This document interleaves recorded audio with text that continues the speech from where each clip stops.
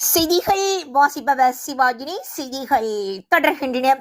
எதிர்காலத்தில் பாடசாலை கல்வி நேரத்தின் போது தொழிற்சங்க நடவடிக்கைகளில் ஆசிரியர்கள் ஈடுபட இடமளிக்கப் போவதில்லை என்றும் அவசர சட்டத்தை நடைமுறைப்படுத்தியேனும் மாணவர்களின் கல்வி உரிமை பாதுகாப்போம் என்றும் ஜனாதிபதி ரணில் விக்ரமசிங்கா தெரிவித்தார்.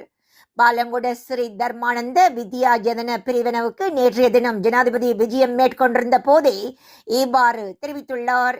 இது குறித்து அவர் மேலும் தெரிவித்துள்ளதாவது, இந்நாட்களில் ஆசிரியர் சங்கங்களின் நடவடிக்கைகளினால் ஆசிரியர் பணியின் மரியாதை கேள்விக்குறியாகியுள்ளது.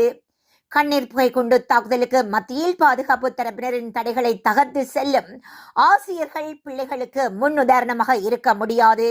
எனவே எதிர்காலத்தில் பாடசாலை கல்வி நேரத்தின் போது தொழிற்சங்க நடவடிக்கைகளில் ஈடுபட இடமளிக்கப் போவதில்லை எனவும் விசேட சட்டத்தை நடைமுறைப்படுத்தியேனும் மாணவர்களின் கல்வி உரிமையை பாதுகாப்போம் என்று ஜனாதிபதி தெரிவித்துள்ளார்.